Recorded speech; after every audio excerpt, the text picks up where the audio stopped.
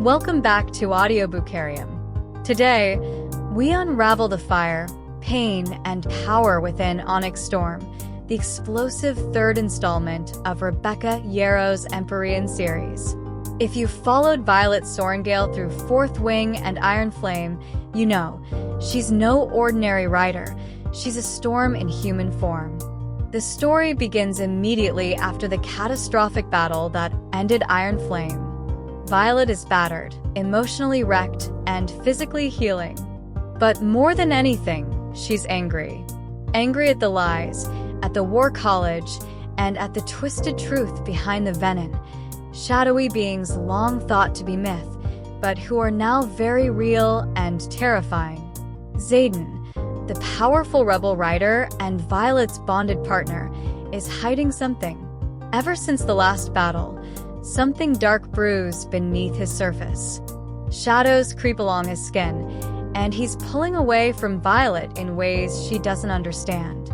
Back at Bastiath War College, silence hangs in the air. Survivors of the last battle return changed. Trust is shattered. Whispers of rebellion float through the halls, and Violet knows the time to stay quiet is over. Andarna, the golden dragon bonded to Violet, has evolved. She's now Onyx class, a dragon not seen for generations. With her transformation comes ancient knowledge and dangerous magic.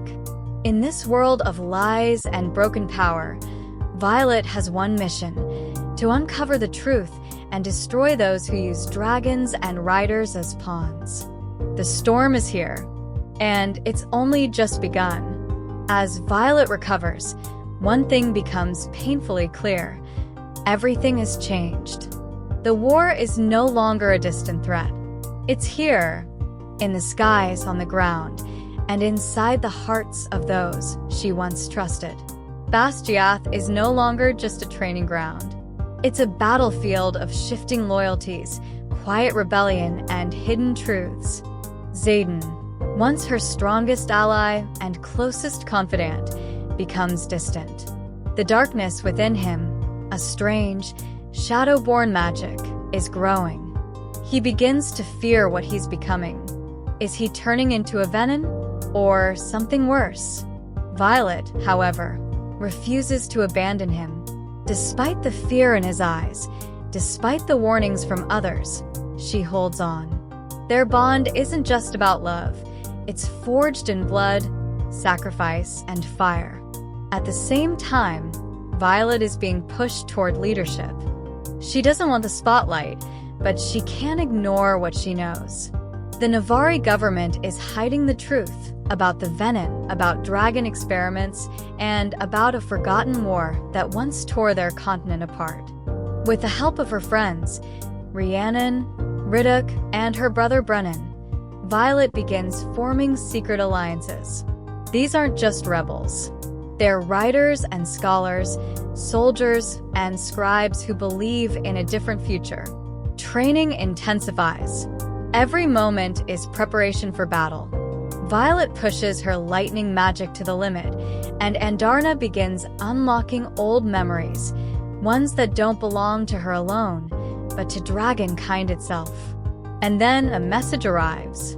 A captured squad is being held deep behind enemy lines. Rescuing them is dangerous, maybe even suicidal. But Violet knows they have to try, because if they don't fight now, there may not be a future left to save. The mission to rescue the captured riders is approved, but barely. It's dangerous, nearly suicidal. The stronghold lies deep in venom-infested territory, and there's little intel on what they'll face. Still, Violet volunteers. Alongside her closest allies, including Rhiannon and a reluctant Xaden, the team sets out, armed with courage, secrecy, and dragon fire. The journey is brutal. A constant sky patrols, shadow attacks, terrifying landscapes twisted by venom magic. But it's what they find at the stronghold that changes everything. Instead of a typical prison, they discover a horror, a secret laboratory. Inside are dragons, not dead, but bound, caged, and experimented on by Navarian forces. The very government that trained them is torturing dragons in the name of power. Violet is furious. This betrayal by her own people rips through her. Andarna snarls with fury, and even the older dragons tremble with rage. Bonds between riders and dragons are sacred. To violate that is unforgivable. The team barely escapes, saving only a handful of captives. But they return with something far more valuable than people: evidence. Proof that the Venin aren't the only threat. Navarre is breaking the ancient accords that protected dragonkind for centuries. Back at base, chaos erupts. Some want to reveal the truth immediately. Others fear it will cause panic. Violet, now seen as a leader whether she likes it or not, knows one thing: the time for silence is over. Meanwhile, Xaden is unraveling. His power is growing too fast, too dark. Shadows move even when he sleeps. He hides it well, but Violet sees the cracks forming. She's faced with an impossible question. What do you do when the person you love might be becoming the thing you fear the most? The rebellion is shaken by the discovery. The council debates releasing the evidence, but doing so would mean all-out war with Navarre. Violet can't unsee the suffering of the dragons. The memory of their cries haunts her. She becomes consumed by a need to act, to fight back, not just for herself, but for Andarna and every dragon past and present. Meanwhile, political tensions rise inside Bastiath. Students and faculty are divided. Some are loyal to Navarre. Others whisper of a new rebellion, one where riders stand with their dragons and not the crown. Xaden becomes unstable. He disappears for hours, sometimes days, training in secret, chasing shadows, literally. His magic is evolving in terrifying ways. His body aches. His emotions are fraying. Andarna begins revealing visions, fragments of an ancient war, of bonds formed in fire and betrayal. These aren't hallucinations. They're memories, buried deep in dragon bloodlines. Violet's brother Brennan warns her, this power may destroy her. But Violet isn't afraid. She was never meant to be safe. She was meant to be the storm. She takes a vow, no more secrets. No more waiting. She'll confront the enemy, even if that enemy wears the face of her own leaders. While the rebellion plans its next move, the Venin grow bolder. Entire villages disappear overnight. Shadow storms twist the land. Lightning strikes unnaturally. The signs are clear. The Venin are feeding again, consuming energy from the ley lines that hold the continent together. Violet begins studying the ancient archives, hidden away by the scribes. She learns of the Binding Pact, a powerful magical contract made by the first riders and dragons to seal the Venin away. But that seal is breaking. She also learns the horrifying truth. The Venin weren't wiped out. They were betrayed by the very kingdom they tried to protect. Xaden's power is the key. His shadow magic, once feared, is now their best chance at survival.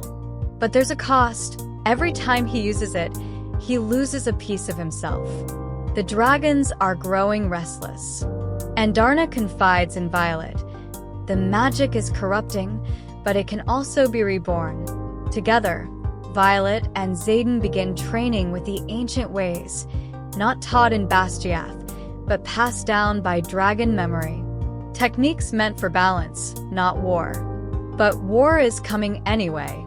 The rebellion launches its first strike, not against the Venin, but against a Navarian outpost storing captured dragon relics. It's a bold move.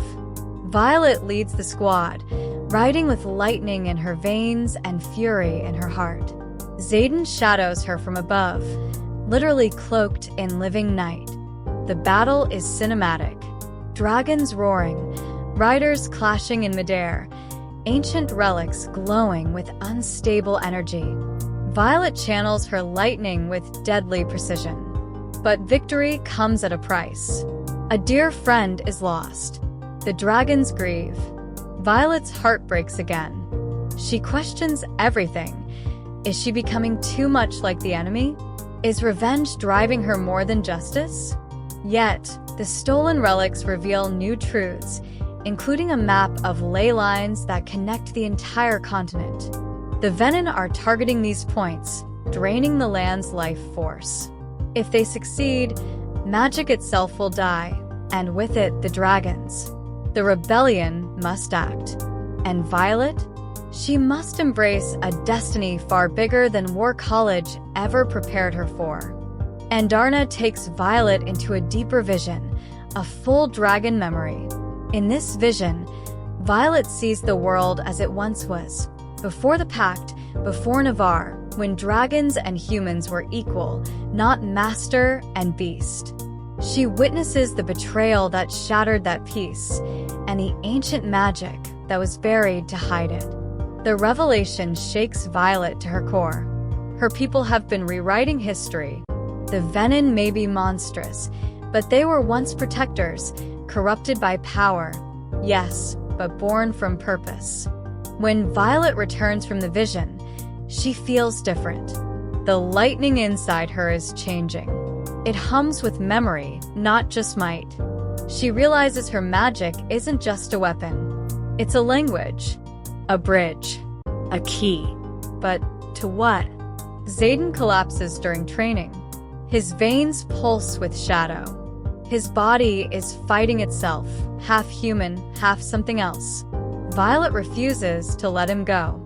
She stays at his side, channeling her magic into him, begging him to hold on.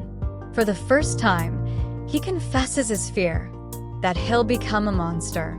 Violet holds him, whispers the truth. Monsters are made by choices, not by powers. She chooses him. Again. As he stabilizes, the rebellion braces for war. Their location has been exposed. A full Navarre assault is coming. Violet leads the evacuation. Dragons fill the sky. The wind howls, and lightning splits the clouds. This time, she doesn't wait for permission.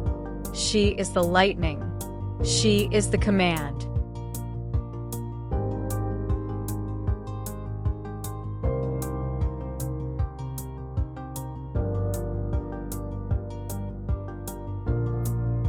The last battle is chaos. Navarre's forces descend with fire and steel. Venin flank them from the shadows. It's a war on two fronts, and neither side fights fair. Violet and Xaden fight side by side, unleashing a terrifying harmony of shadow and storm. Their dragons, Andarna and Scale, form a bond so powerful it knocks other dragons from the sky. Midway through the battle, Violet confronts the Commandant, the woman who once trained her, betrayed her, and still seeks to control her. With lightning in her hands, Violet doesn't beg. She ends it. But the cost is heavy. Friends fall. Dragons bleed. And though the battle ends in rebellion victory, the war is far from over. A new threat rises, one not from the Venin, but from within the rebellion itself. In the quiet after the storm, Violet reflects. She's no longer the fragile girl forced into the rider's quadrant. She's no longer just a scribe or a soldier. She is legacy. She is lightning. She is the storm that breaks the cycle. Xaden walks beside her, scarred, still struggling, but chosen. He will fight the darkness within himself, and she will fight the darkness in the world. Andarna now speaks, her magic fully awakened. She hints at what's to come. A new order, a new dragon prophecy, and a new threat that goes beyond even the Venin. Violet doesn't have all the answers, but she has her dragon. She has her squad, and she has the fire to keep going. Onyx Storm ends with hope wrapped in ash. The storm hasn't passed. It has only just begun. Thank you for listening to this 10-part audio summary of Onyx Storm by Rebecca Yarros. Subscribe to AudioBookarium for more immersive book journeys every week. Until next time, keep listening, keep flying.